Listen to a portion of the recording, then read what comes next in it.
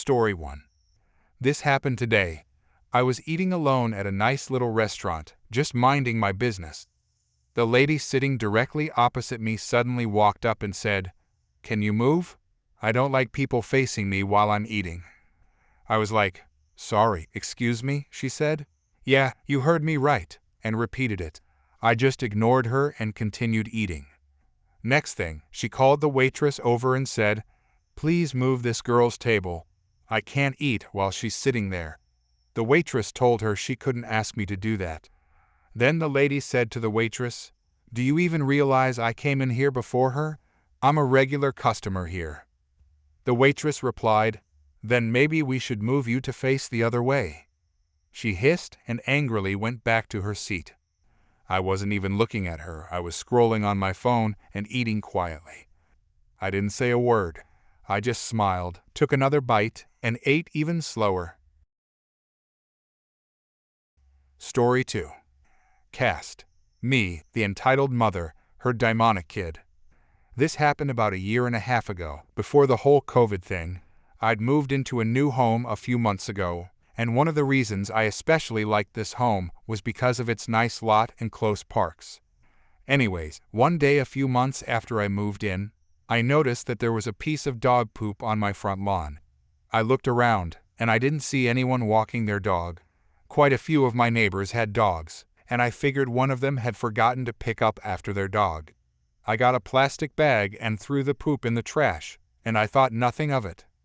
Imagine my surprise when, 2 days later, there was another one on my lawn. This time, I saw the entitled kid down the street, walking his dog. I wasn't sure it was him, and his mother seemed kind of nice, so I thought I'd see if it happened again. A few days later, I was about to leave the house when I saw the entitled kid with his dog, doing his business onto my lawn. I took out my phone and recorded a video, and after I got back, I went to his house. Me, "Hello, miss. I'm sorry if I'm interrupting something, but I was just wondering if we could talk about your son and his dog." The entitled mother, of course, "What's up?" Me, "I noticed your kid walking his dog outside my house, and I saw that his dog, did his business on my lawn, and the entitled kid never picked it up. He carries bags when he walks his dog, and I'd appreciate it if you could ask him to pick up after his dog from now on." The mom, switching into full entitlement mode? That's nonsense. My son would never do anything like that. Ask anyone. He's the most well-behaved child in this neighborhood. "I'm sorry, miss. I'm not saying your son is a bad child or anything. I just want him to pick up after his dog. I even have a video of him walking away after his dog left that on my lawn." HMMPH. "Fine, I will talk to him. Now go away." She slammed the door in my face, and I thought that would be the end of things. Boy, was I wrong. I didn't see the entitled kid walking his dog outside my house for a week or so after that, but around 10 days later, I saw another pile of dogs' doings on my lawn. I'd had enough now, and I went back to the entitled mother's house. Me, "Miss, this is really unacceptable. You said you'd talk to your son, and now there's another pile on my lawn. That wasn't my son. He's an absolute angel. He said he'd never do it again, and he didn't." The kid came to the door. His mother, "Angel, did your dog do that on this man's lawn again?" The kid, obviously lying through his teeth, "No, never." "That should be enough for you. Now don't come back again." I was having dinner at my new neighbor's house, and the topic of the entitled mother came up. My neighbor told me that pretty much everyone hated this lady, as she was always borrowing stuff and claiming she never took them, filling other people's trash cans instead of paying for a special pickup. You get the idea. I finally broke when her dog did that, not once, not twice, but 3 times on my lawn in the same day. I got an epic idea. This time, I used a plastic bag to pick up the dog's belongings, but instead of throwing it in the trash, I kept it out in my backyard. For the next week, I collected it from the lawn like a scientist, bagging every one. I'm sure if someone saw me, they would have thought I was crazy. After a week, I had around 4 bags of the entitled kid's dog's poop in my backyard.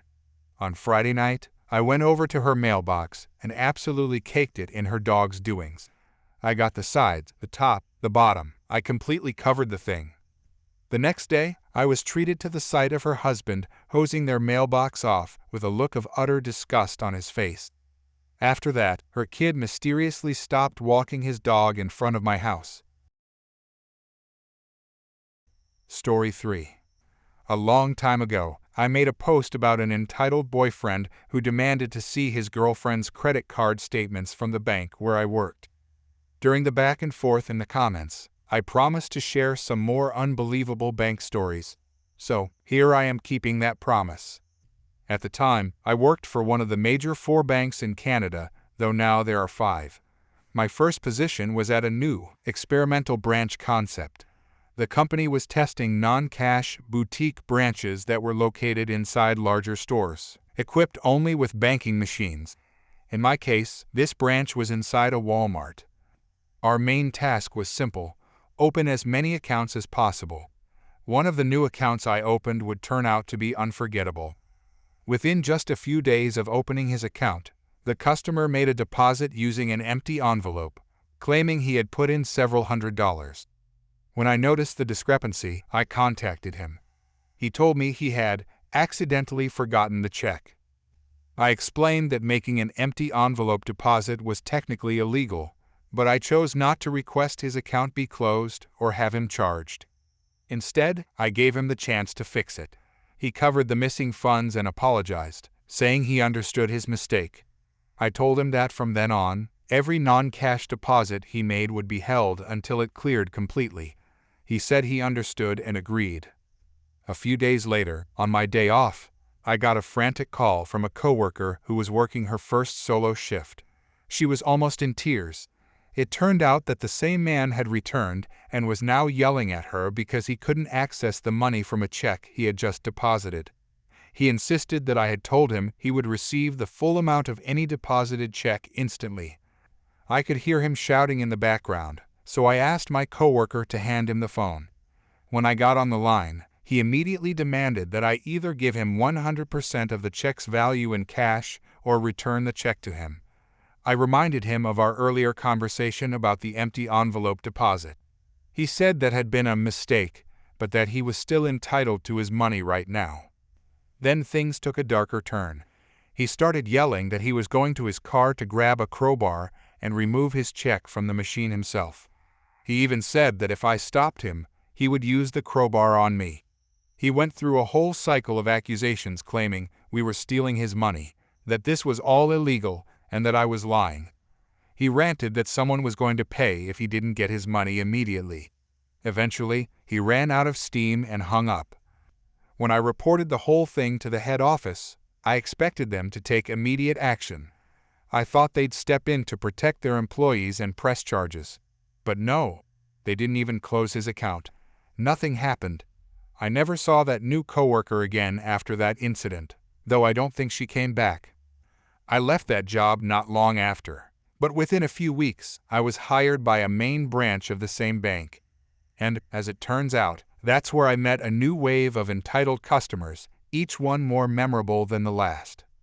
One gentleman called in one day to complain that a large deposit he made was being held.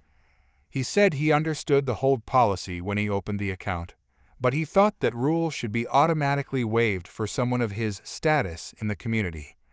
Then he launched into a long speech about how important he was. Apparently, he was a vice president at one of the largest employers in the area. He donated to charities, volunteered, and had even been featured in the local newspaper. How dare we not recognize his magnificence as he saw it? I had to politely sit there and listen to his entire rant before transferring him to my manager, who then had to hear it all over again. Sorry, sir, but you're not as special as you think when our bank has millions of customers. Now for the next story. This one takes us back to the late 1990s in Toronto. At that time, someone accidentally dropped a tool into the wrong server in a building that housed the systems for all 4 major Canadian banks. Within minutes, every single one of them was crippled. Almost all regular transactions became impossible. We were doing our best to stay busy when a young woman walked in, asking to have her password changed.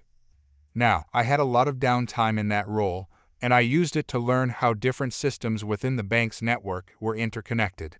It was like navigating a complicated, three-dimensional puzzle. Because of that, I knew there was a roundabout way to change a password by going through multiple systems. It wasn't the usual route, but it worked.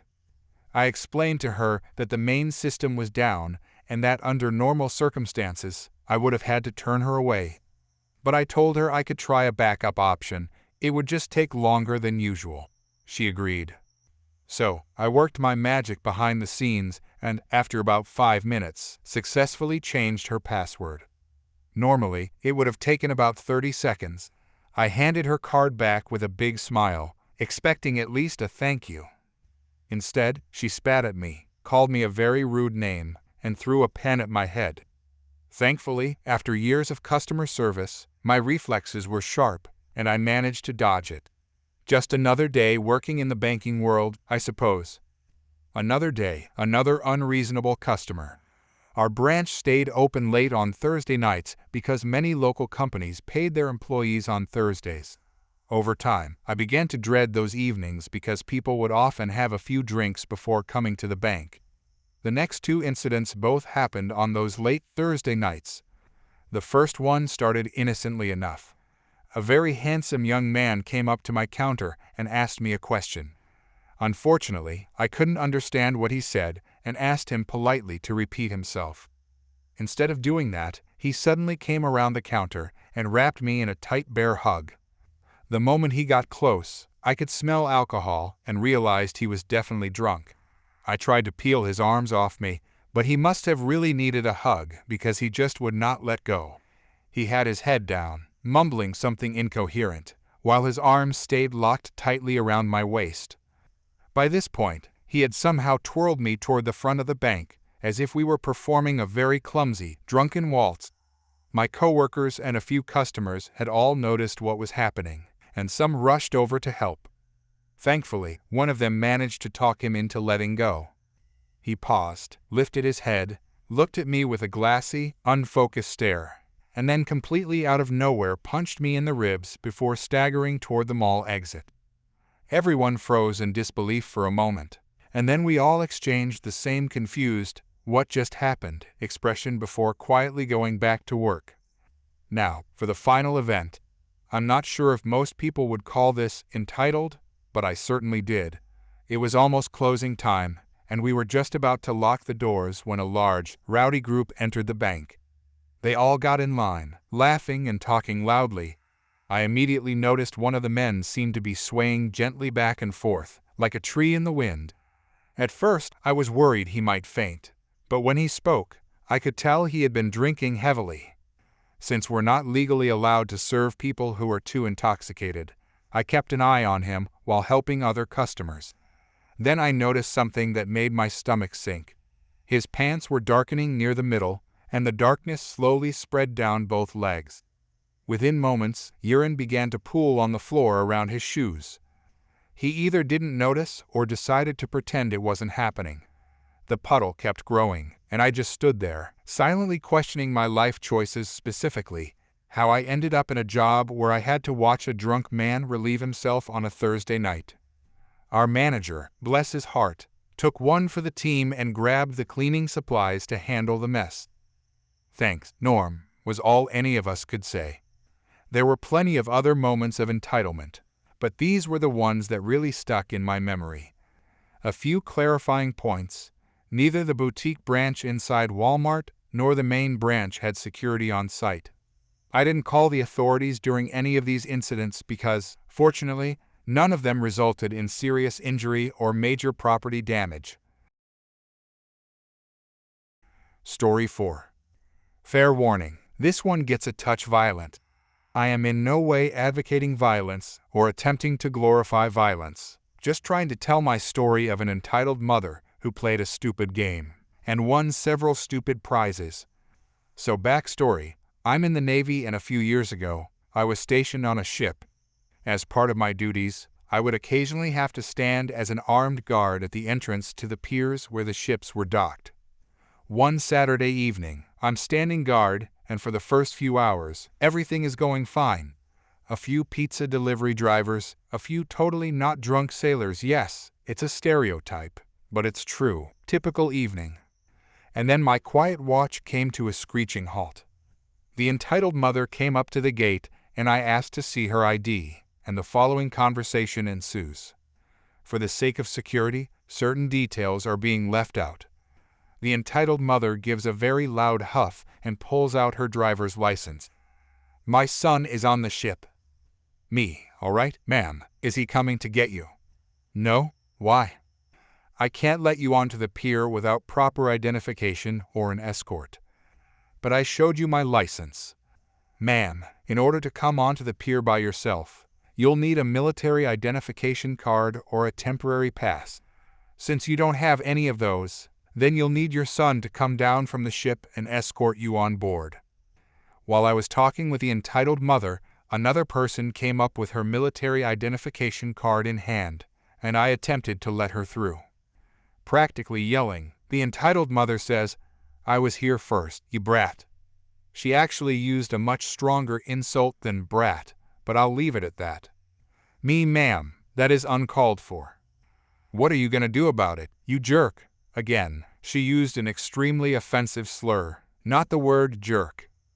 I used every ounce of mental strength to not yell at her. Ma'am, step away from the gate. No, I'm going to see my son. And proceeds to attempt to push past me.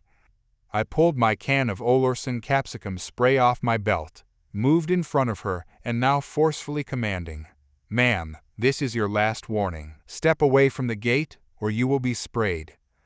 For those of you who don't know what Olorsan capsicum spray is, it's Olorsan capsicum. Think of it as the evil cousin of mace and pepper spray, and it hurts a lot. Like 100,000 hypodermic needles full of burning molten salt being drilled into your eyes, and it doesn't stop for hours. The entitled mother makes one more step towards the gate. She says, "Screw you," followed by a hateful slur. I sprayed the entitled mother right in the face, tossed the can away, tackled her to the ground, and handcuffed her. All the while she's yelling every obscenity in the book. She would have made a Civil War-era sailor blush, threatening to sue. "I know your boss. I'll get the president to get you fired," which personally, I would have loved to have seen, yada, yada. Typical entitled mother threats with no effect. All while this was going on, the other guard who was with me had called for the watch supervisor, and the woman I was going to let through had called the base police. A few minutes later, 2 squad cars rolled up, one of which had the county sheriff, an ambulance, and the watch supervisor. The medics started treating her Olorsan capsicum contamination, and when they cut the cuffs off, they were flex cuffs. She punched 2 of them and wiped Olorsan capsicum onto the 3rd. The base police officer ran over and cuffed her with real handcuffs. I recounted the encounter to the sheriff and the watch supervisor.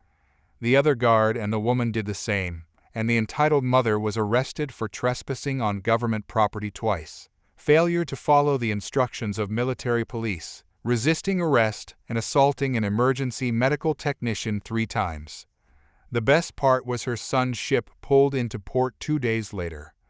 For anybody who may think I used excessive force with the Olorsan capsicum spray, I had 5 reasonable options to stop the entitled mother. Verbal commands usually works with about 80% of sane and even slightly drunk or high people. Not going to work on determined or stupid people. Mechanical advantage control hold takedowns, hands on physical maneuvers and joint holds. Unencumbered would have been the best option, but in 25+ pounds of gear, and having a sidearm on makes these by themselves dangerous. Combined with Olorsan capsicum or baton strikes makes these much more effective in gear. Olorsan capsicum spray causes near instant reaction in 99% of people, with very rare severe reactions occurring in less than 1 in 50,000. Steel retractable baton, while it would have been effective, the baton was not necessary. Plus, well-placed strikes can easily break bone and, in a worst-case scenario for a body strike, cause a heart attack. 9mm sidearm. At no point during the encounter was the definition for deadly force authorization met. Nor did I feel that my life, anybody else's life, or the docked ship's safety was threatened by the entitled mother's actions. Even if the entitled mother had pulled a knife, Olorsan capsicum spray would be more than sufficient to disarm just about anybody. The full effects wear off in about 5 hours by themselves and about an hour or two with medical care. Story 5. I was discussing this story with a friend, and she suggested that I post it here, so here we go. I'm French, so forgive me for mistakes, and I'm 21, female. Ex-boyfriend is 26, male. I've been with my ex for almost 3 years before we decided to break up simultaneously in November 2020. For context, we moved out to a new apartment in September because I got a job opportunity. He didn't work and still doesn't, and it was closer to my parents. The rent was twice the price of the former rent, €800 a month, but we could afford it. We kept our finances separated, but since he didn't have a job, I was the only name on the lease and bills. The whole rent was deducted from my banking account, and he would pay me his half the day after. We had a lot of fights in that new apartment, because he couldn't spend as much money on himself as he did before since the rent was more expensive. He kept saying it was my fault, but hey, I didn't force him to come with me. He insisted to move out because the place looked nice. A few days later, I found out he has been having an affair with our neighbor. I gave him a 1-month notice to leave. Legally, I couldn't do shorter. He left in February, so more than 3 months after the notice, but my lawyer said procedures would take a lot longer. I moved back to my parents to save the rent. I pay bills and groceries, but they refuse to charge me rent, saying it's also my home, and all is good. I was waiting to get the deposit back to give my ex his half, minus the bills he stopped paying, so 3 months total of electricity and insurance. I got it 3 weeks after we moved out, so I deduct the bills from it, but it turns out he probably invited the neighbor over again, as the electricity bill was doubled, and I was gone every day for 8 hours of work. I still charged him only half, but eventually I only owed him €40 after deducting the bills. I messaged him that I transferred the money, and that was it. He never replied. At least, not to me. This boy, 26 years old, called my mom to complain. The deposit was €600 total, so €300 each. But he thought he was entitled to the whole €600 for whatever reason. He never specified. And then asked for half my salary for the next 3 years, as our lease was 3 years long. The reason for that? I don't work, so I can't pay rent on my own, and you never use your money except for bills anyway. I save money because I have projects. I don't throw it out the window once I paid rent, but that idea never hit him. When I didn't answer his texts, he spammed my mother for days and nights. I threatened to take legal action if he didn't stop, so he did, and complained to our mutual friends instead. To be clear, he doesn't work because he doesn't want to. He's not sick or disabled. He never went to high school because it bored him and lives off the government subventions. When I met him, he was looking for a job, but I think it was a trap to lure me. In the end, he lost those friends who blocked him. The neighbor was not interested anymore when she learnt I was the one with the money, and my mother had a good laugh. Story 6. The background. This took place in a university in the UK about 9 or 10 years ago. I was there on my first year of undergraduate degree, and the subject of my revenge, let's call him Dip, the dubious and incompetent professor, was the sole lecturer for a module that I was taking. Dip was an American professor over in the UK for a couple of years to teach at this university. He wasn't doing the best job. He was often late, refused to answer questions, often used new acronyms or terminology and refused to explain them, and never made his slides or notes available to his students. He would make rude and unprofessional comments about the students when we were not able to answer his questions instantly, even on topics we hadn't yet covered. On one occasion, Dip turned up covered in cuts and bruises and proceeded to give us a third-year lecture about a completely unrelated topic, became angry when this was pointed out, swore at the student, and stormed out of the lecture. Several lectures he attended smelling strongly of cannabis. I was not able to keep my mouth shut about this and had spoken to him about it several times, usually after lectures when most of the other students had left. I never got anywhere. The tipping point. Completely out of the blue, I get a letter delivered to my dorms summoning me to a departmental disciplinary hearing later that day. I have absolutely no idea what it's for, but I start crapping bricks. Time to read up on the university discipline regulations. Boy Scouts' motto is, "Be prepared after all." I turn up at the appointed time, and there's another student from Dip's class there with me. Let's call him Jim. Jim's a bit of a wet lettuce, and we don't particularly get on, at least in part because he's dating my ex. We both look at each other kind of confused.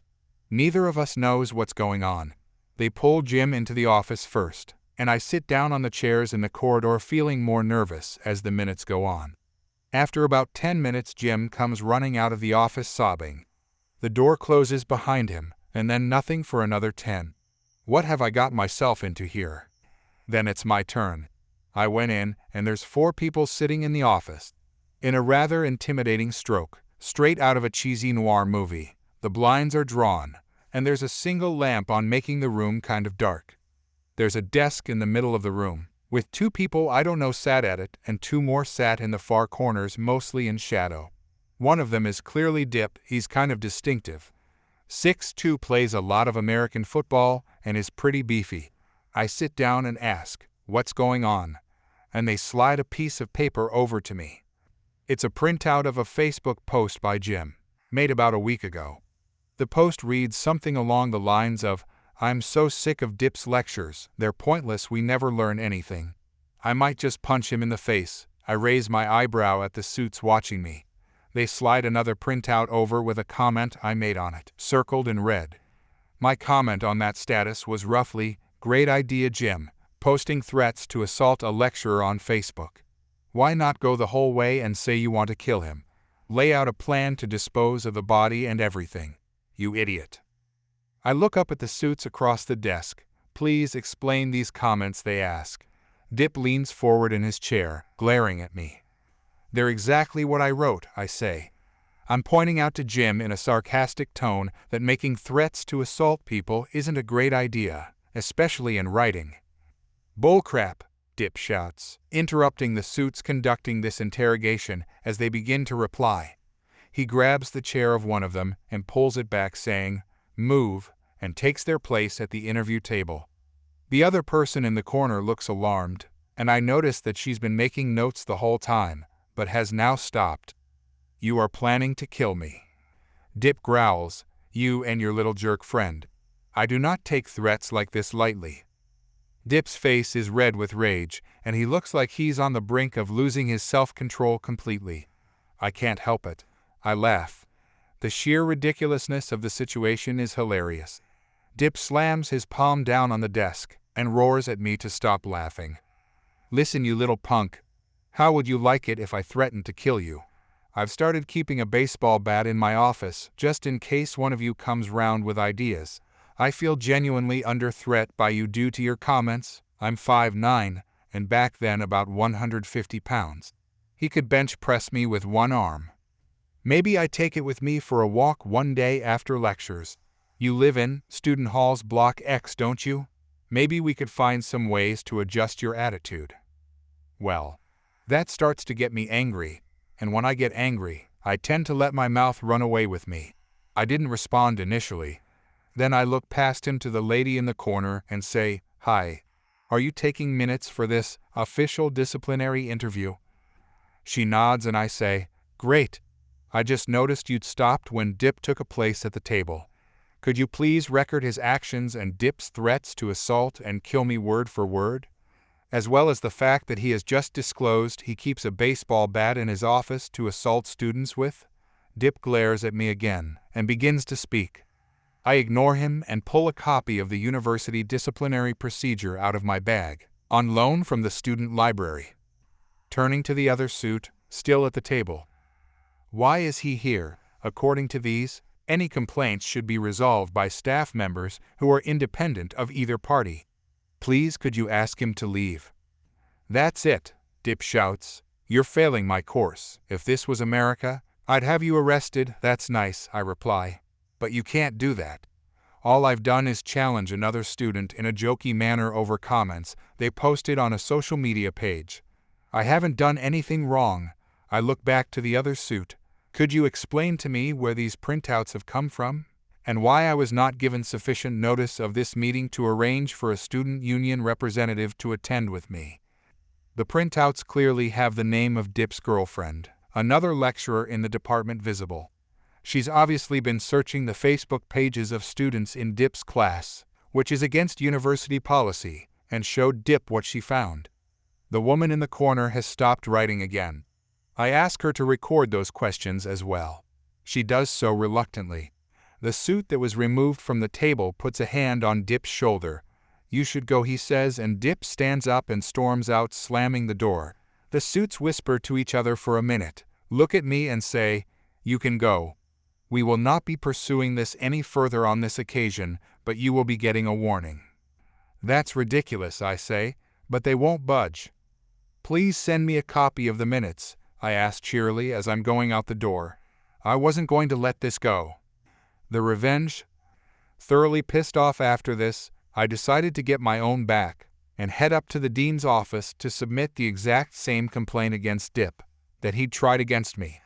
Let's see how he likes the university's complaints procedure. I fill in all the paperwork, give a statement, and I'm asked what sort of resolution I'd like. I go for what will hurt Dip's pride the most, a public apology to me in front of the class.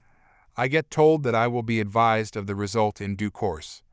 A week or two goes by, and I don't hear anything. Then one day, there's a different lecturer teaching Dip's class. We all look around as she walks in. "I'm sorry to tell you," she says, "that Dip is no longer employed by this university. I will be filling in for him until the end of the semester." Excited murmurs fill the lecture hall. This is the best thing that has happened on this course all year. A day or two later, I get a letter from the university. It says that they have terminated Dip's employment due to the complaint from me and testimony from other students.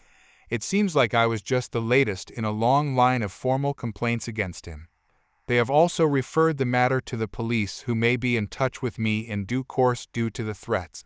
The letter also went on to say that due to the potential risk he posed to the students, the university had also withdrawn their sponsorship of his work visa, and that he no longer had leave to remain in the UK and would be returning to America within the week. So I should not feel under threat. I was to report any further contact with him and would have the warning removed from my record. A friend in the department also told me that he and his girlfriend had a shouting match down the corridor when she found out what he had done, and that he'd been sacked and she left him. I do feel a little bad for him, but not a lot.